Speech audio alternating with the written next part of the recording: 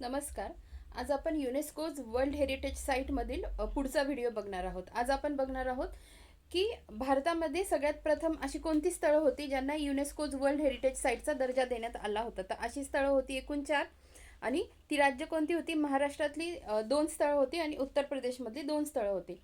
वर्ष होतं 1983, म्हणजे 1983 साली भारतामध्ये 4 स्थळांना वर्ल्ड हेरिटेज साईटचा दर्जा देण्यात आला होता.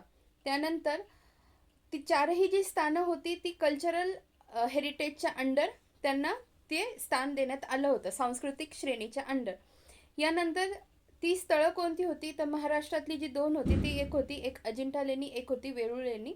आणि उत्तर प्रदेशमधली जी 2 ठिकाणं होती ती होती, एक होता आग्र्याचा किल्ला आणि एक होतं ताजमहल. तर अशा पद्धतीने भारतात जी पहिली 4 स्थळं ज्यांना वर्ल्ड हेरिटेज साईटचा दर्जा देण्यात आला होता, महाराष्ट्रातली 2, उत्तर प्रदेशमधली 2, सांस्कृतिक श्रेणीच्या अंडर त्यांना हे स्थान मिळालं होतं. आणि वर्ष कोणतं होतं? 1983. धन्यवाद.